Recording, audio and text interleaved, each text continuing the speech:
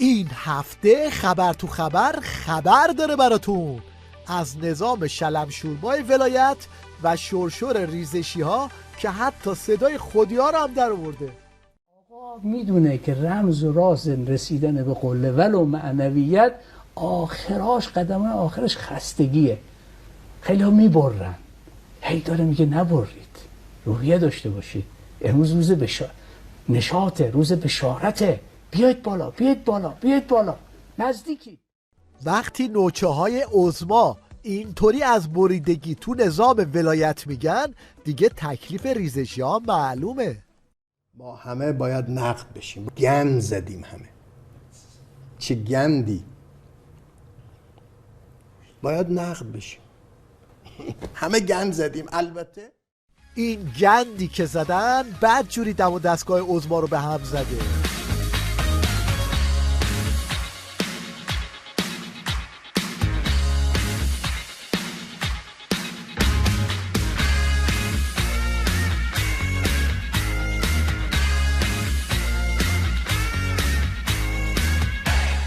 حالا دیگه کارشناسای حکومتی هم چپ و راست آخر عاقبت نظام رو میارن جلوی چشم عظما. جمهوری اسلامی ایران به سمتی رفته که دیگه یک نظام خود اصلاحگر نیست و وقتی یک نظام خود اصلاحگر نباشه طبیعتاً رو به نابودی و فروپاشی میره. و این هم یک تصویر شماتیک از وضعیت نظام تو این روزا.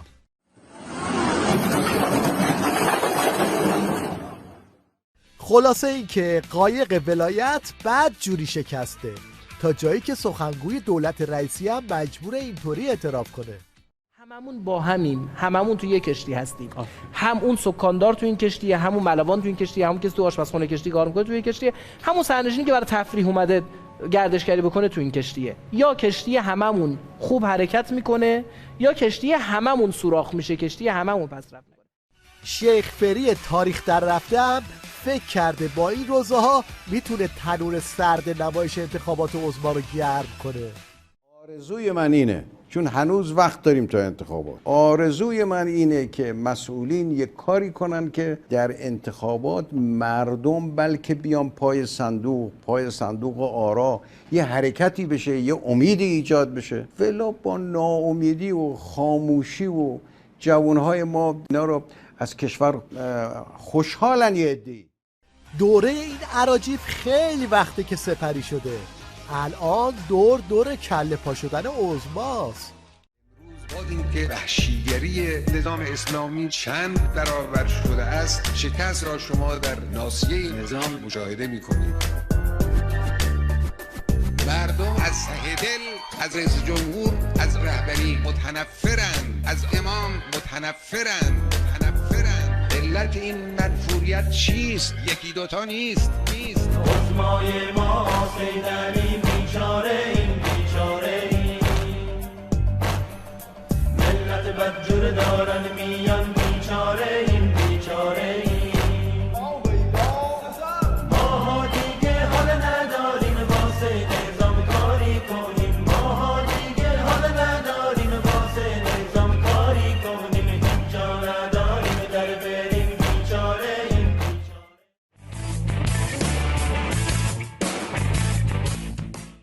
مشنگستان این هفته رو با یک کلیپ کوتاه شروع می‌کنیم که ابتکار کاربران فضای مجازیه.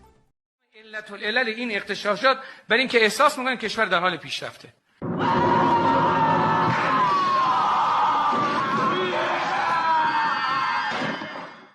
یکی از مهره‌های مشنگ نظام یه وعده داد که تو فضای مجازی اینطوری از خجالتش در اومدن. عزیزان من ببینید امروز به همتون کارت فایننس داده میشه. بعد از دادن کارت میزان وام شما تعیین میشه.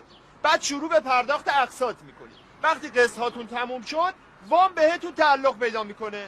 اینو بهش میگن مدرن ترین سیستم وامدهی در دنیا.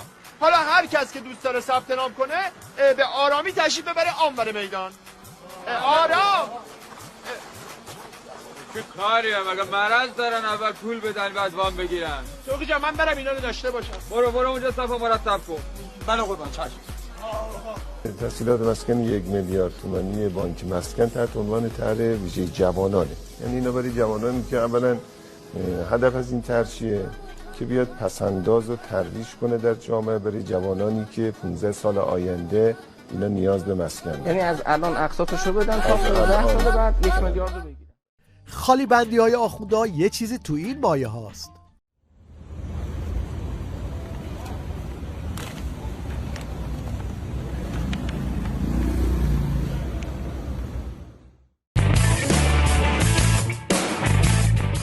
خمینی و خامنه ای عمری به دشمناشون بهتان زدن.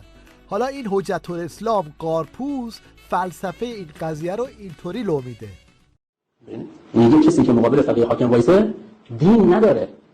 خدا رحمت کنه مرحوم الله خوشبخت، ایشون یه روایت از کافی خوند، گفت ببین کسی که کتباً، زباناً و عملاً با فقیه حاکم مخالفت کنه فاسقه و کارهایی که نکرده هم میشه بهش نسبت داد و در جامعه پخش.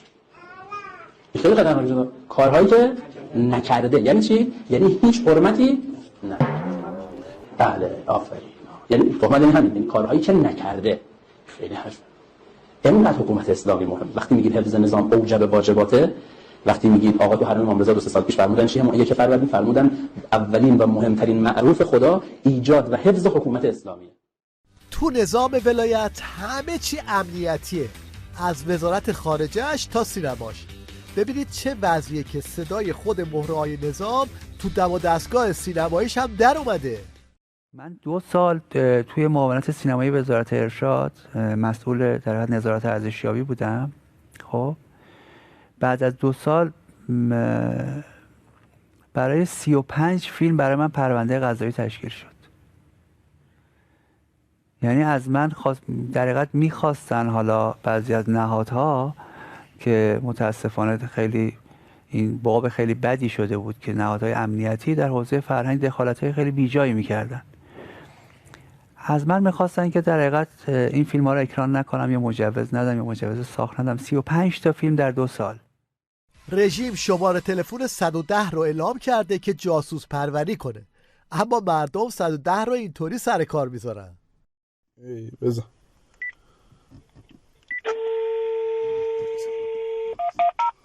سلام سعادت بفرمایید.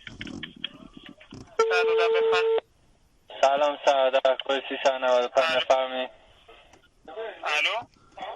الو سلام قربان بفرمایید. شما تماس گرفتید با سعادت؟ بابا شما تماس گرفتید با سعادت بفرمایید. دوست عزیز اینجا که هستش اینجا 110 تهران بزرگ هست. با این شماره تماس گرفتید با 110 تهران بزرگ. در خدمتتونم بفرمایید. بابا من خودم اپراتور 110 تهران بزرگم. خودتون چند آقا؟ کد 375 تهران بزرگم جناب. 375 بله.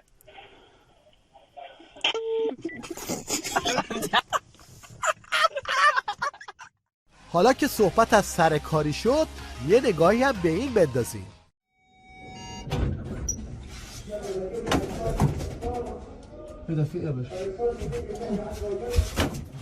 این یکی هم قرار بوده در راستای جهاد تبیین یه حرف جذاب بزنه، اما پیله میکنه به شنل قرمزی و نتیجهش یه چنین جوکی میشه.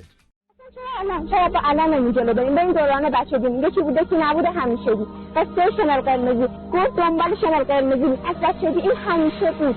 گفت دنبال من چادر نشین نبود. الحمدلله. گفت دنبال شنل قرمزی بود، گفت دنبال من